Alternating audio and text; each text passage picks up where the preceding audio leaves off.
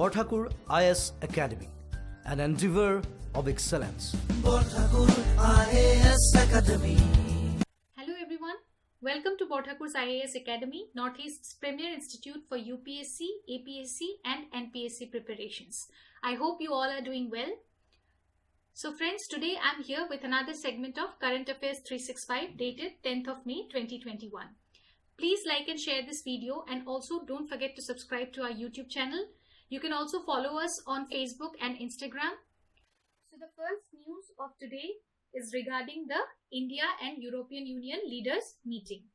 Our Prime Minister, he recently participated in this meeting, okay, and this is for the first time that India is participating in a meeting held in the EU plus 27 format. It included all the 27 European Union member states along with the President of European Council and the European Commission. So we will here now try to analyze the key points which were discussed in that meeting. Okay, I have mentioned those points under the following heads, like the free trade negotiation, connectivity partnership, climate change, technology, etc. Okay, so we will see that, and then we will discuss how it is going to help India. Okay, what is the way forward when it comes to India? Okay, so coming to the first point, which is free trade negotiations.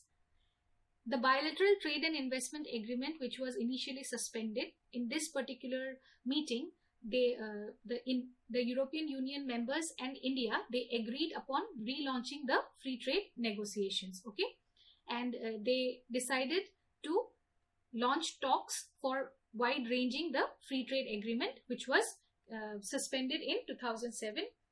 Under the bilateral trade and investment agreement, it was proposed to encompass trade in goods, services and investment. To add to this, European Union was India's largest trading partner in goods in the year 2019-20, which is ahead of China and the United States. Okay, so the second point is connectivity partnership. They have launched an ambitious and comprehensive connectivity partnership, which will mainly focus on enhancing the digital, transport and people-to-people connectivity. This particular partnership, it will be based on the shared principles of economic, fiscal, climate and environment sustainability, okay, and also respect for the international law and commitment. This will catalyze the private and public financing for connectivity projects and will also foster new synergies for supporting connectivity. This will be important for the Indo-Pacific countries as well, right? Now coming to the third point, which is climate change. India welcomed the European Union's decision to join the Coalition for Disaster Resilient Infrastructure, and along with it, the two parties also reiterated their commitments for achieving the goals of Paris Agreement. Okay. Fourthly, they discussed this topic of technology, where both the parties agreed upon working together on the digital and emerging technologies like 5G, quantum and high performance computing, as well as artificial intelligence. And the last point is about the partnership, which they will work to strengthen the partnership, how they are going to take the necessary steps which will enhance their bilateral cooperation. So they have desired to further strengthen India and European strategic partnership based on a shared commitment to democracy, fundamental freedom and rule of law and multilateralism. Okay, so India requested the European Union's support for the joint proposal with South Africa for trade related aspects of intellectual property on the vaccine production and related patents. Okay, recently United States, they supported this proposal, but India failed to secure the support of European leaders. So this time in this meeting, India has requested the support of European Union, and along with it, India appreciated the prompt assistance which was provided by the European Union and the member states to combat the second COVID wave. Now from India's perspective, if we see, then this meeting has been set as a significant milestone, as it will provide a new direction to the strategic partnership, which will also give a fresh impetus for implementing the ambitious European Union roadmap of 2025. This particular roadmap of 2025 was adopted at the 15th India European Union Summit held last year in July. Along with it, India will also get a enhanced business cooperation which will diversify the strategic value chains and reduce the economic dependency, notably on China, right? And lastly, this particular meeting, it is seen as a comprehensive trade agreement which will bring in strong rules and remove the barriers in trades of goods and services. They addressed the mutual trust deficit which will facilitate the people's mobility and connectivity, and that in turn will improve the mutual understanding which will lead to creation of opportunities for innovation. Moving ahead to the second news, it is about the post-devolution revenue deficit grant.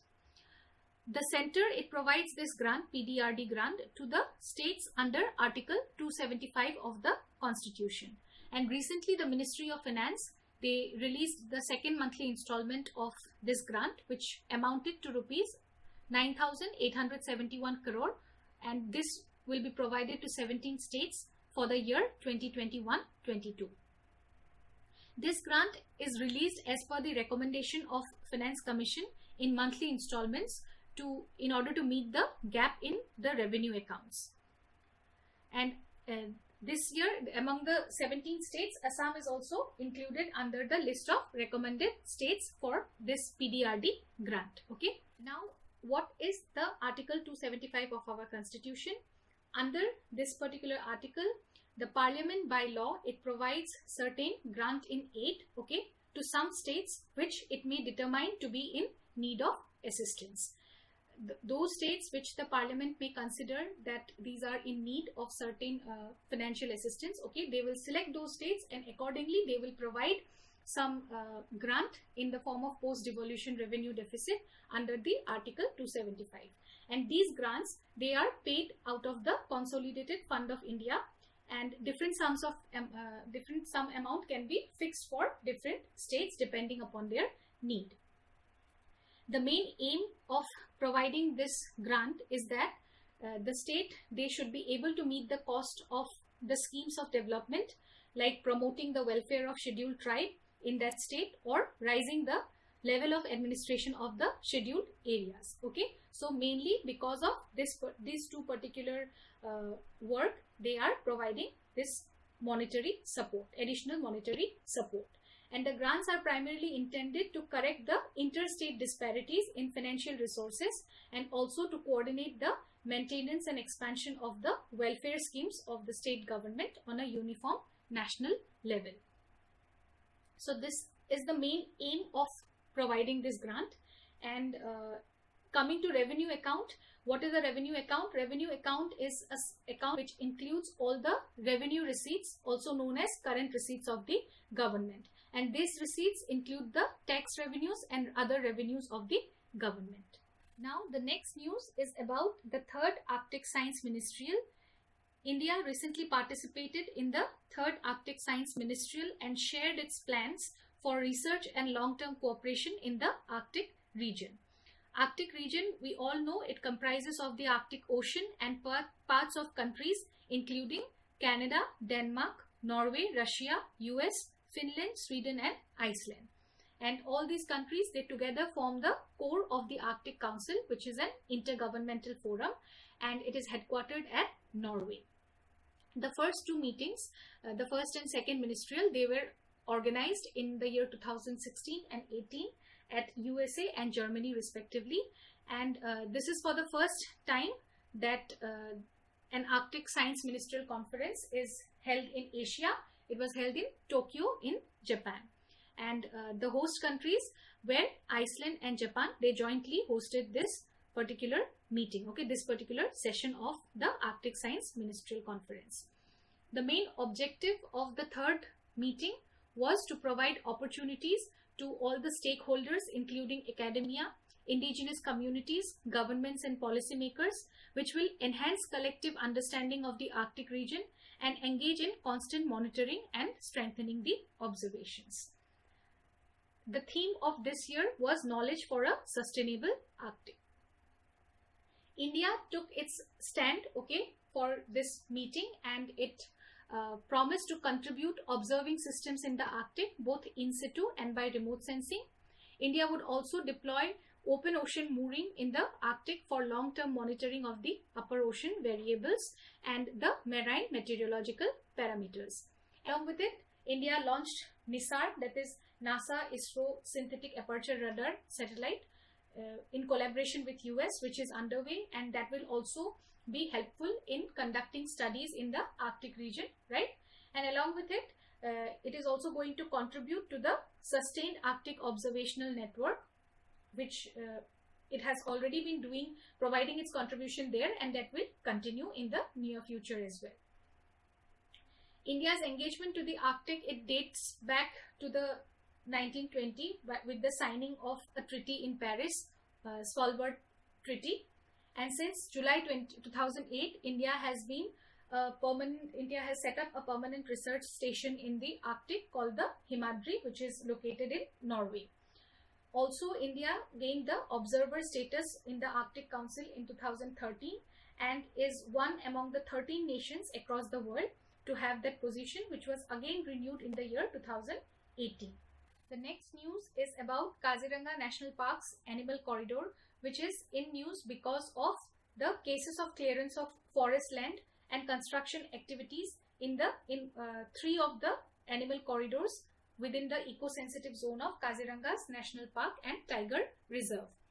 As per an order of the Supreme Court in 2019, there cannot be any new construction or on any private land which forms a part of the 9 identified animal corridors of Kaziranga National Park. Okay, so despite of this law, there are certain construction activities and clearance of forest, okay, which was seen in around 3 animal corridors within the eco-sensitive zone of Kaziranga National Park.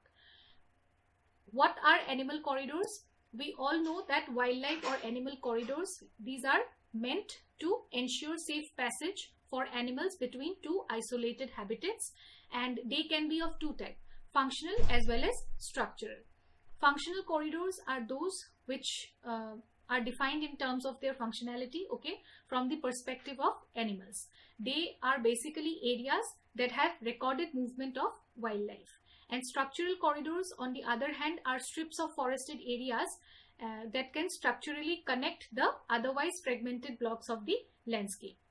So when structural corridors, they are affected by human or any anthropogenic activities, the functional corridors automatically widen because of the animal use. Okay. Now this Kaziranga Animal Corridor, a specific committee was formed by the Supreme Court, and it reported the delineation of 9 animal corridors in Kaziranga National Park, and the 9 corridors that already exist behaves as mainly functional corridors, but as per a new recommendation, these can act as both structural and functional corridors on the basis of need.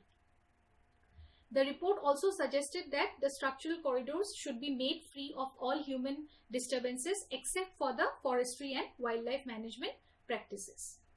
The functional corridors can have regulated multi-use with restrictions on the land use change, but the structural corridors, they should be free of any human-induced disturbances. Okay. These animal corridors are significant because they are crucial for the movement of animal species like rhinos, elephants, tigers and deer, okay, and also others which escape the flooded Kaziranga during monsoon months for their safety.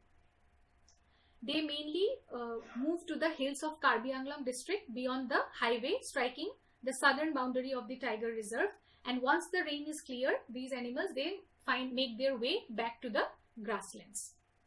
Next, in this map of Assam, you can have a look at the wildlife sanctuaries and national parks according to the districts. Okay, so here you can see the major, also along with the wildlife sanctuaries, you will also be able to see the important international boundaries. You can just take a screenshot of this. Okay, state boundaries and international boundaries are there. District wise allocation of the wildlife sanctuaries and national parks is also seen.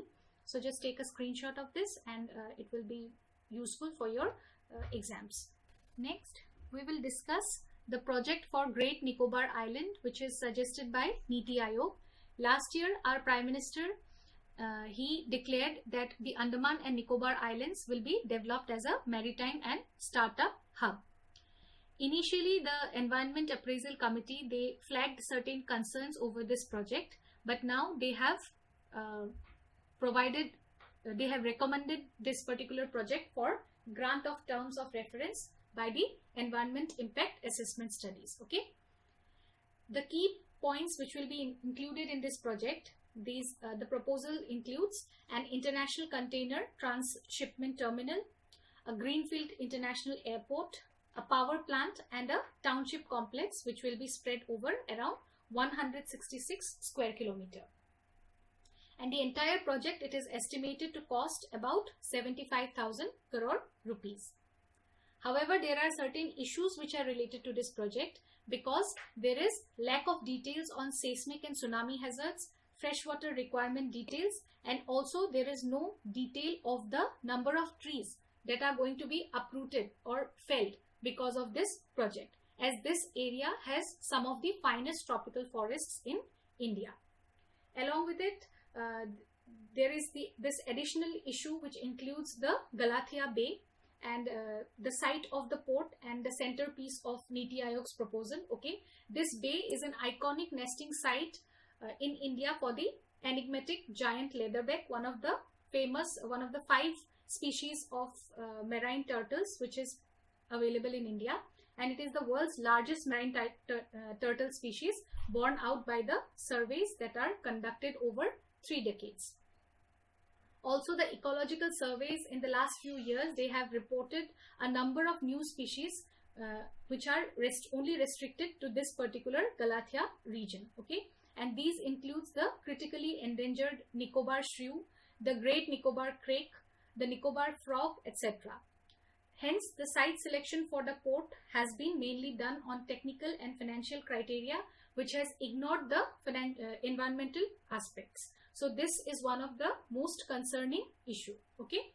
Now coming to the Great Nicobar Islands, it forms the southernmost island of the Nicobar Islands archipelago, which covers around 1,03,870 hectares of the tropical evergreen forest ecosystem, which is quite unique as well as threatened, right? And it is home to a very rich ecosystem. Okay. The Great Nicobar Biosphere Reserve, it harbors a wide spectrum of ecosystems comprising of the tropical wet evergreen forest, mountain range which reaches a height of around 642 meters, okay, above the sea level, and the coastal plains. There are certain tribes which resides in this area, which includes the Mongoloid Shompen tribe and also the Mongoloid tribe known as Nicobarese. This was all for today. Thank you so much for watching this video. I hope it was useful for you all. Please like and share this video, and also don't forget to subscribe to our channel. I'll see you all again tomorrow with another session of Current Affairs 365 only at Borthakur's IAS Academy, Northeast's premier institute for UPSC, APSC and NPSC preparations. Till then, take care. Bye-bye. Borthakur IAS Academy প্ৰস্তুতি আৰু অধ্যয়নৰ নিৰ্ভৰযোগ্য ঠিকনা Borthakur IAS Academy